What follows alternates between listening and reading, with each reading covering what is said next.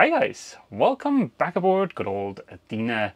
This week we should get an indication of when Ava is going to be back on the boat. That will tell me if I can get started on some of the bigger projects on our to-do list. Of course, idle hands are the devil's playground, but fear not, I've got some relatively quick but important tasks planned for this week. We should get the part for the new anchor roller set up back in a couple of days, so hopefully we can finish that this week. Then also I have some hinges to replace on our head, and finally we have a tank level center doohickey for our holding tank.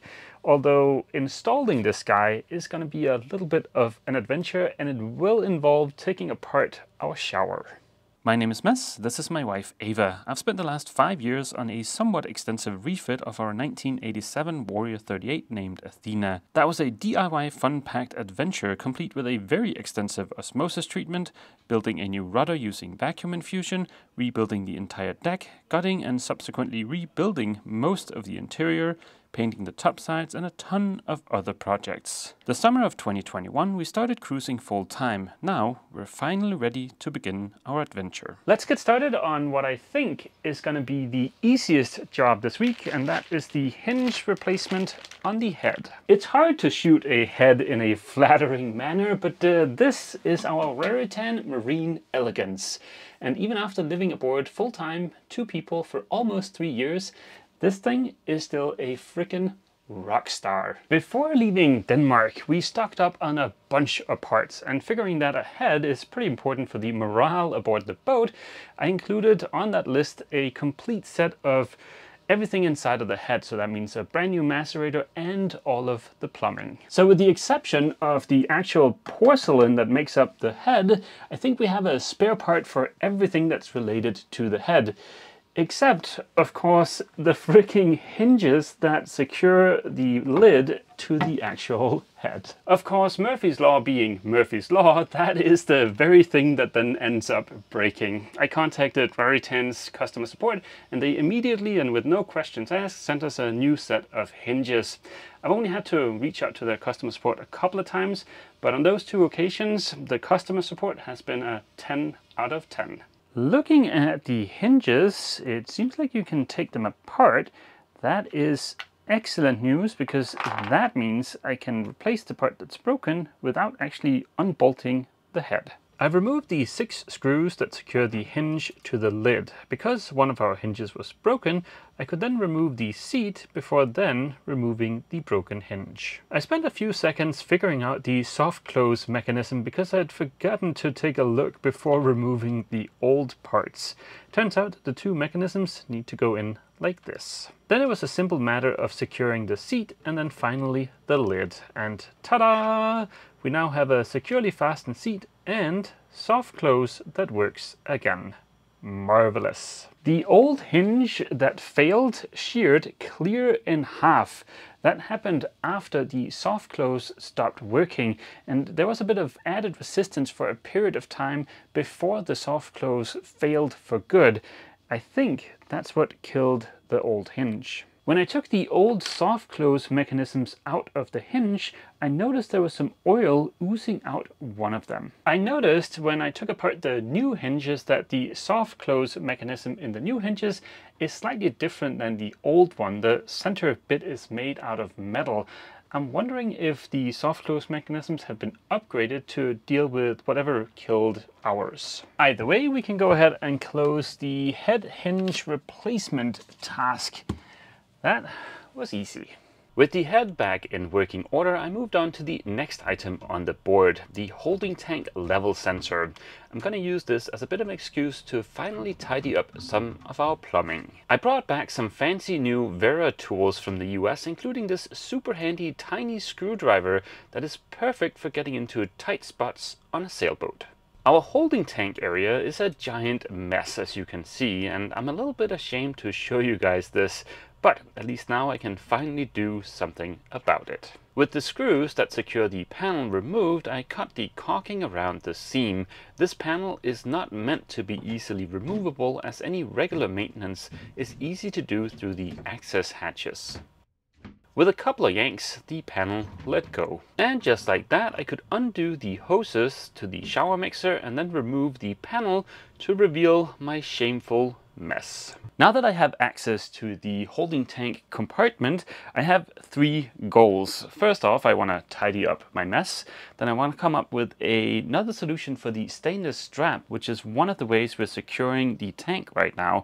We need to come up with a different solution because that stainless strap will interfere with the sensor we're going to be using. And then finally, the third thing I want to do is to install the new level sensor on the tank. And speaking of the level sensor, this is it. This is SCAD's TM1. There are a couple of reasons why I chose this exact product. First off, this is an external sensor, meaning the sensor is adhered to the outside of the tank. That is good because that means there is no chance of leaking from any new holes required by an internal sensor.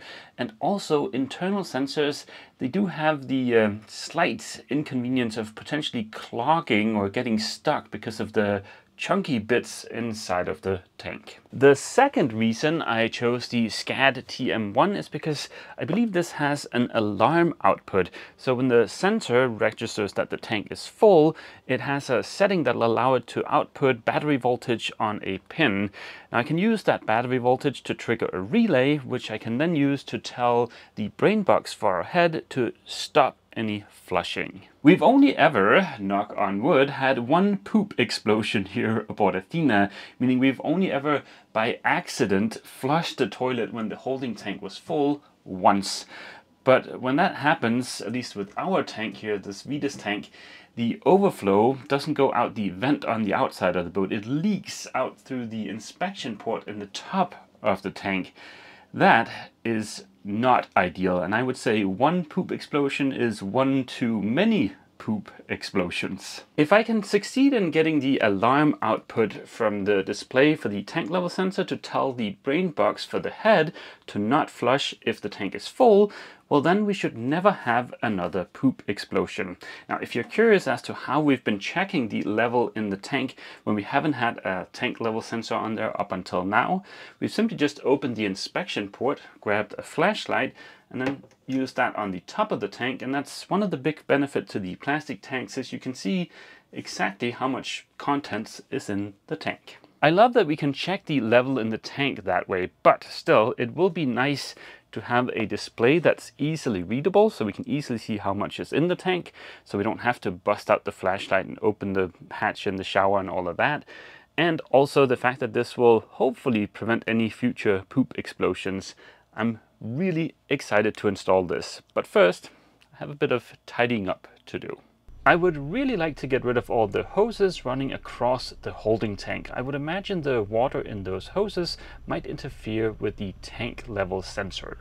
I was hoping I might be able to move the Watermaker Auto Flush carbon filter into the technical compartment to have less clutter inside of the holding tank compartment. The technical compartment could also use some hose management, but that is a story for another time. Unfortunately, there was not enough room for the carbon filter.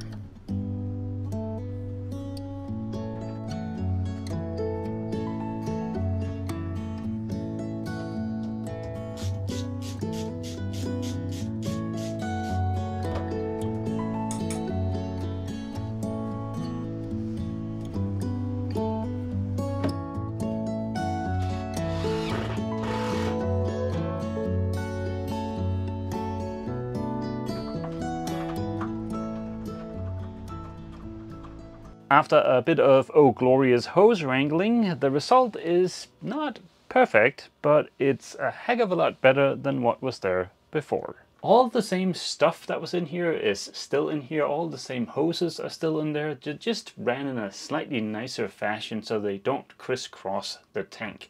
Now, speaking of the tank, you might notice that the stainless strip is gone.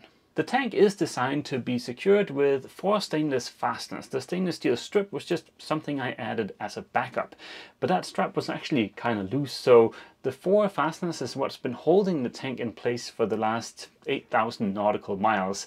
I think that's a good enough of a test, so yeah, we're just gonna go with the stainless fasteners from now on. And that means we are finally ready to start installing the sensor.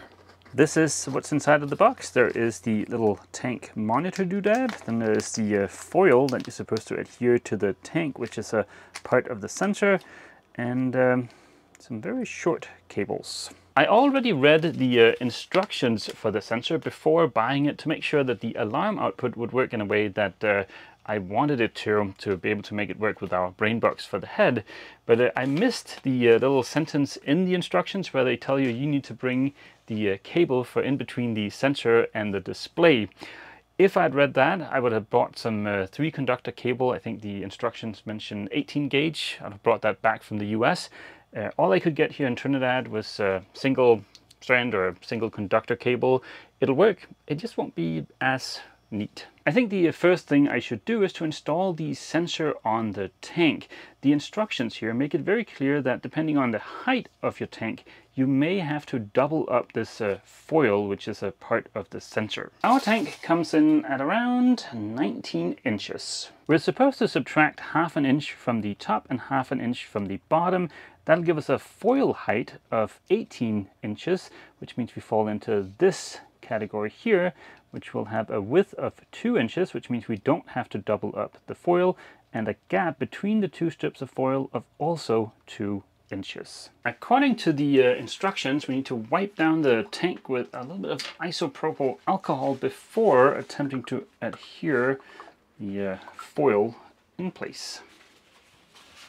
In a capacitive sensor, which is what the 2 pieces of foil will form, I don't think we're required to have the electrodes, which is the 2 pieces of foil, be centered on the tank, which is fortunate because there's a giant Vetus stamp here on the tank that would be hard to get anything to stick to. After having applied the 2 foil strips exactly 2 inches apart, I elongated the wires on the sensor with a dab of solder and a bit of heat shrink.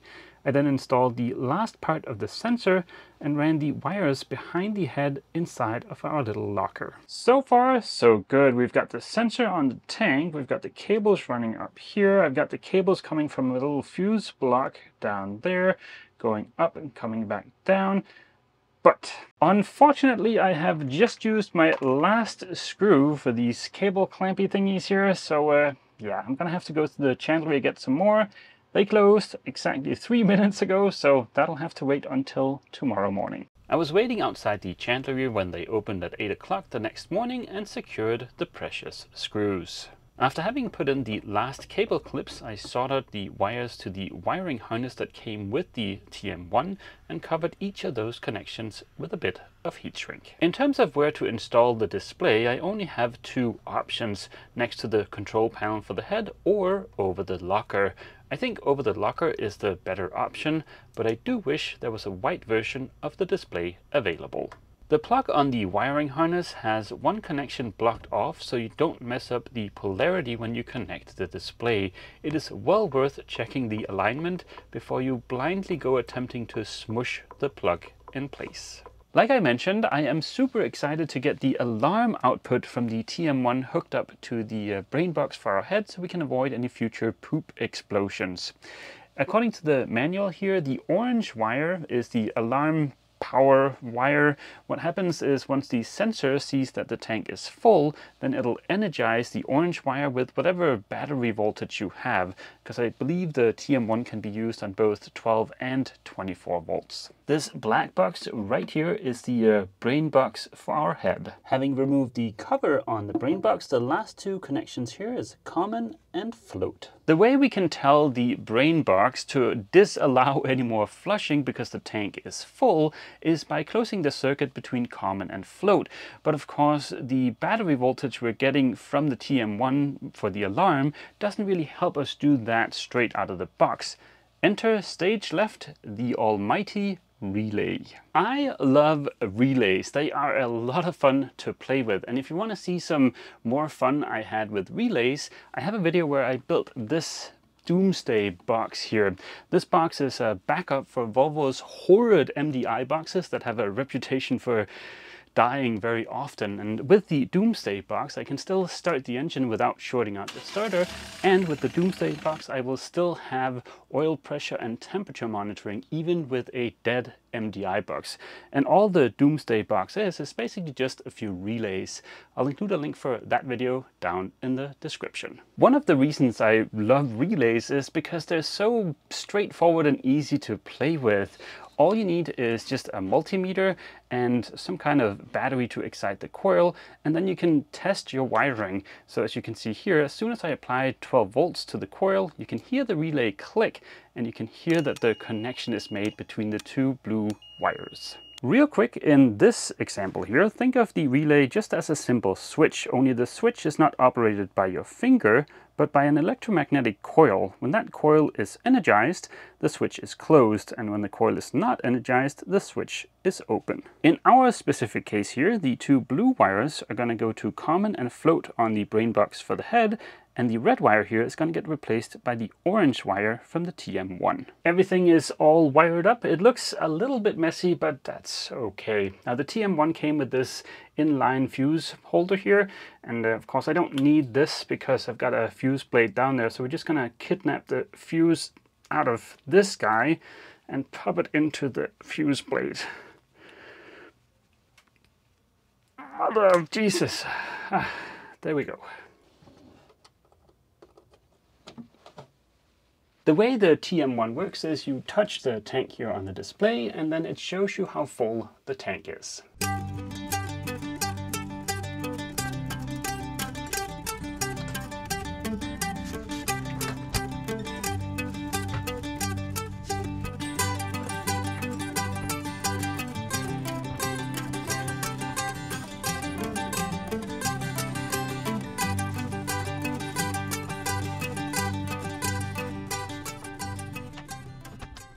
And just like that, the head is fully reassembled again.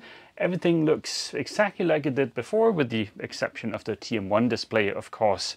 Now, the TM1 seems to be working, but technically I haven't calibrated it yet. The process of calibrating the TM1 seems very straightforward, but it does require you to be able to empty the holding tank as a part of the process. I don't think the yard is going to be too impressed with us if we decide to dump the holding tank right here, so that'll have to wait until we start sailing north. But I'll close the holding tank center task, and then I'll add another task for calibrating the TM1. In slightly frustrating news, the machine shop that's making the new part for the anchor roller has had some issues with their lathe, so the new part is not ready yet, but fingers crossed for next week. I think I mentioned in the beginning of this video that we were hoping to figure out when Ava is going to be coming back to the boat this week. That didn't really pan out either. We should know more after next week, but yeah, it could be 2 weeks, it could be 2 months. We don't really know. As soon as she comes back to the boat, we would like to start sailing right away, so I'm a little bit hesitant to start any of the bigger projects until we know when she's coming back. But like I just said, fingers crossed for next week. And on that hopeful note, I'll end this week's video here. I hope to see all of you guys back here aboard Athena next week for yet more DIY fun. As always, feel free to leave a comment down below, and don't forget, if you've enjoyed this video, please remember to leave a like. See you!